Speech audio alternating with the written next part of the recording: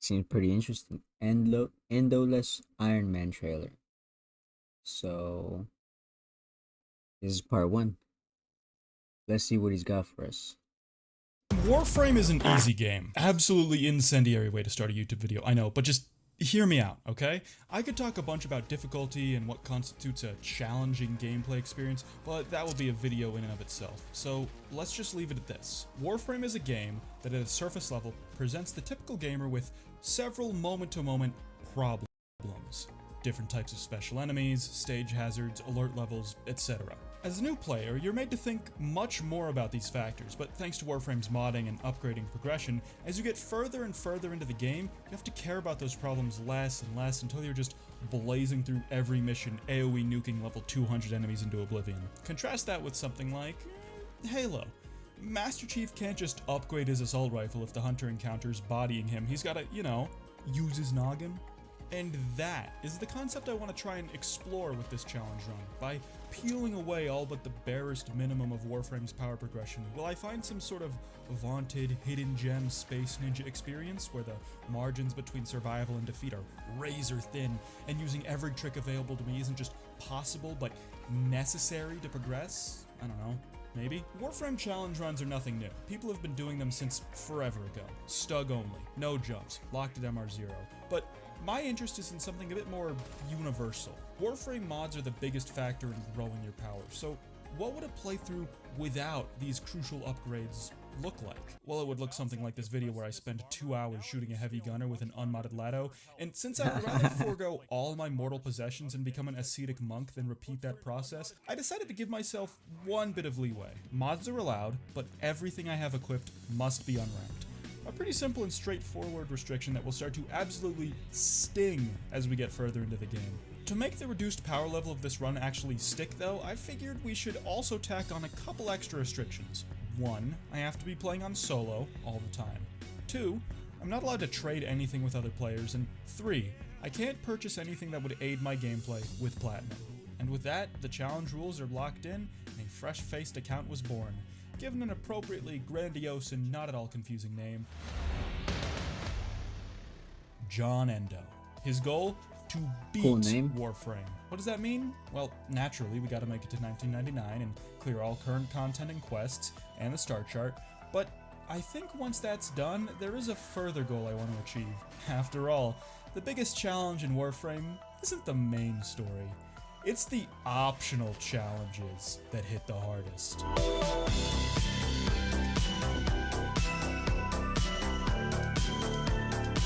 Is that possible? Find out, I guess. But we're a long way from super bosses. Right past the first login screen, our first choice is already upon us. Which Warframe to pick? There are genuine reasons to pick every one of the starters for this run. Mag has armor strip and CC, Volt has his shield, capacitance, and solid damage through the star chart with his passive. But I ended up settling on Excalibur because of a couple reasons. Excalibur's passive gives both attack speed and damage to any swords he's using, which comes in handy when all I've got is an unranked pressure point and Fury. Radial Blind gives free finishers, and Chromatic Blade, when I can get it, is really good. We also get given a choice of starting weapons. Well, not really much of a choice, more like a series of binary right and wrongs. We take the Skana over Bow because of Excalibur's passive, and the Paris's incredibly high charged damage, even while unmodded, blows the Braden out of the water. As for the Kunai versus Lado, I really figure it makes no difference, save for the fact that you can use the Lado to craft a Bolto when you're done with it. Vor's Prize, with its simplified missions and tile sets, is the exact opposite of a challenge for anyone who's played Warframe before, but it did at least give me some insights into how various mission types might play out later into this challenge run. Missions like Spy and Sabotage missions will be the easiest since they don't require any combat, while Extermination and Capture missions will likely just take time. Excavation missions will also just take time, since even if I can't stop enemies from blowing up my excavators, I can just keep calling new ones until I get enough cryotic, and I don't even want to think about disruption missions right now. But yeah, like I said, I like no disruption reaction. missions. It is They're really pretty funny fun. that Vor said this. My decrepit heart is pounding. This one is stronger than the rest. Because that is going to become false very, very soon. Next up is the Teacher, the new and very shiny quest that teaches us equipping and upgrading mods. Everything goes pretty smoothly, you know, kidnapping and all, until the Lotus tells me I require maximum power to go and rescue Teshin from 3 level 10 enemies. This is where the game tries to tell you that upgrading mods with Endo is necessary to increase your power, but the only lesson John Endo learns is that in order to clear this quest step, I can just upgrade a mod I never intended to use and then reduce it to atoms and carry on. After saving Tesh and then beating the shit out of him, we're unleashed on the system at large, where I immediately make a couple. I still haven't played it. Does anyone know if the teacher is actually good? Because I've seen some people say it's alright. Other people really hate it. I'll let you know when I try it. Important equipment decisions. The Strun shotgun has no right being as good as it is and only costing credits, so that's immediately going into my inventory. I also, you know, needed to head to Venus to progress my quests, which required upgrading yet another mod. You get an unranked Dreamer's Bond mod for completing the teacher, but then are immediately required to upgrade it to unlock the Taxon blueprint and open one of the challenges to unlock the Venus Junction. This was fine, as I expected to be able to just level up Dreamer's Bond and then obliterate it, same as before, but DE, for some reason, made it so this one specific mod cannot be dissolved or sold. So now I have this landmine sitting in my inventory reminding me of my failures. But I guess I can bear it, since in exchange, I got a whole new piece of equipment to never use, the Taxon. Overall, there are definitely better Sentinels to get, but anything that can slot an unranked vacuum mod is good enough for me. Now that the beast is officially unleashed from Tutorial Island, I wanted to talk a bit about my first impressions of difficulty. Most notably that things aren't too bad right now. Really, I found levels 1 through 20 are basically the same thing in terms of enemy durability and damage. Shields present a unique challenge since they prevent instances of heavy damage one-shotting enemies, but that can be remedied by modding for magnetic or just shooting headshots. One interesting technique I've already found myself using that I never had to before is the air kick. While sliding midair, colliding with an enemy will deal a small amount of damage, but most importantly, immediately ground them, opening them up to finisher attacks. At low levels, it's pretty funny kicking dudes in the head so hard they die instantly, but I have a feeling this is some tech that could come in pretty handy in the future. Something that's going to permeate a lot of my journey through the star chart is going to be trying to get my mastery rank up as much as possible, since getting powerful weapons will be our biggest ace in the hole against challenges further down the road. The number to shoot for is 14, as that's where you get access to basically everything that's not lich weapons, which don't really have an MR requirement anyway. This should be really easy to achieve with how little mastery score the lower levels take, but we may have to do some power leveling down the line. The first side quest I elected to get out of the way was Howl of the Kubro, which would unsurprisingly reward me with a Kubro. I got lucky enough to hatch a Hurus Kubro, the stealth variation, and good god, it's the biggest Kubro I've ever seen. Hurus Kubros can cloak both you and themselves until your next attack, which actually doesn't proc on abilities like Slash Dash, making this a pretty useful tool. They can also hard CC a single enemy and drag them around. Less useful, but funny. I named this big boy 0 because that will be the total amount of endo he is allowed to consume. Quick aside here just to say that That's unranked sad. scavenge might He be should the at funniest least mod of all time. level because up his now pet. instead of your pet basically being guaranteed to open locked lockers, I'm just sitting here watching poor Zero slam his giant stubby paws against locker after locker, letting out an embarrassed whine every time he renders the contents inaccessible. It's really easy at the start of a Warframe playthrough to fall into a habit of looting every single crate and locker in a level, but when you consider that enemies have the same drop tables, there's really not much of a point, unless it's a rare resource container or you're specifically focus farming something. Or if you see some delicious moss. It's gonna take a while. Hold on. Moss. 7 out of 10. Knock knock. It's the Mastery Rank 1 test. How long did it take? Shoot 3 dudes with your primary weapon. Okay, thanks, bye. Vox Solaris is in fact a quest that I did. Didn't really get much out of it. I'll probably come back to Fortuna sometime in the future, since amps and kit guns are both going to be things that probably are going to help us out a lot at higher levels. This is where day 1 of this challenge came to an end. I picked things up again a week later and immediately started the Arcwing quest. Well, that's a lie. First I got griefed by my chat, who used the gifting system to taunt me with 2000 endo, but after that, I hit my MR2 test, and then started the Arcwing quest, which confirmed my suspicions about how I'll probably start to have trouble with excavation missions in the future, but ultimately proved no challenge to an Apex gamer like myself.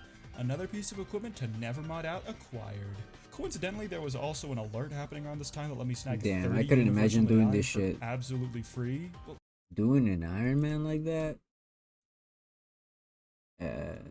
Not even fun. At least I'm not the type.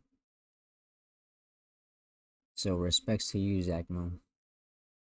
Not exactly free. I had to do my first interception mission to cop it, which was only slightly terrifying. I found that holding control of at least 2 points at all times before going to grab more worked great, and at least it does now while I'm still able to reasonably damage enemies. It was about this point where I unlocked my first level of Nightwave, which gives you a whopping 150 cred, which goes an incredibly long way when you're not just spending it on Orc and Catalysts and Reactors. I used this stipend to get all of Vauban's blueprints as well as some mods for the Magnus, Gorgon, and Xylock, which might end up being good in the future, but I'll save talking about them in detail to when/if I actually end up using them. The next quest I chose to tackle was Man of Few Words. One, because I was feeling down and needed to see Baby Girl's face, and second, because I figured having some easily accessible cleanse specters would be a good first thing to throw at any problems I couldn't handle on my own. The missions involved followed the previous trend of being incredibly doable, until the last one, a 10-minute survival mission where enemy levels started to climb into the mid-20s? But that wasn't the problem. Remember the Grustag 3? I do, and I forgot they spawned in these missions. They weren't anything that couldn't be solved with Exalted Blade spam, but they were really making me feel that unmodded health and shields. But hey, here's hoping that's the last we'll see of those guys for this playthrough. Lastly for the day, I deigned to try and beat Heart of Deimos, which, boy howdy, I expected the enemies here to slap, and even still, I was surprised. All that toxin damage is straight up lethal to fresh tenno.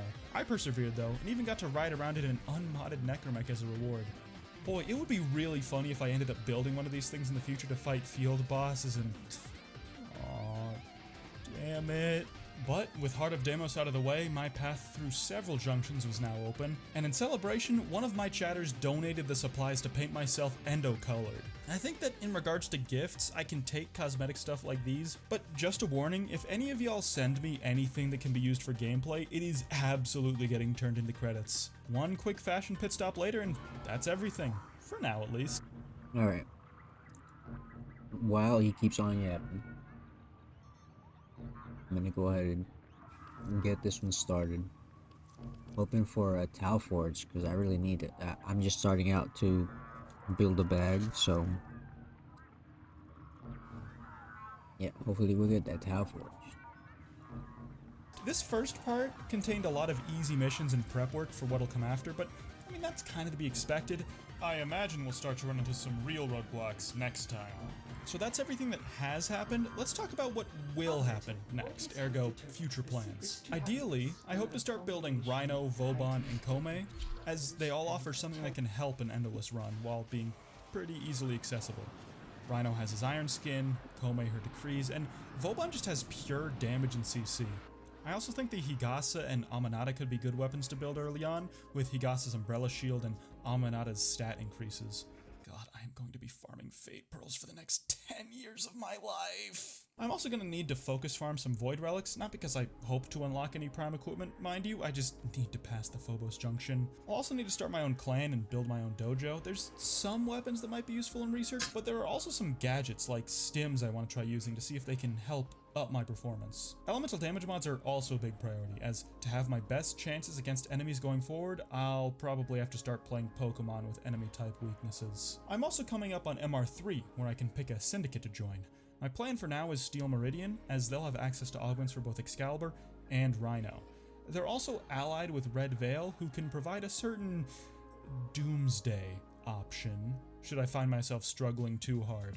And yeah, that's all for now. So far, I've really been enjoying this run, since even if nothing else, it's given me the chance to re-experience the start of Warframe again, something I haven't done since, oh yeah, 5 years ago. Hey, don't go back and watch that video, it's there exclusively for archival purposes. Thanks to everyone who showed up to the live broadcast of episode 1, you made it much more interesting of an experience than just running through the paces on autopilot. If you're watching this video the day it came out, chances are I'm still live, continuing this run, so like, get over here and check it out, you know?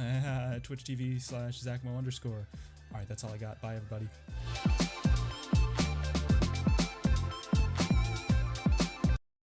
Pretty good. I'd say it's pretty good.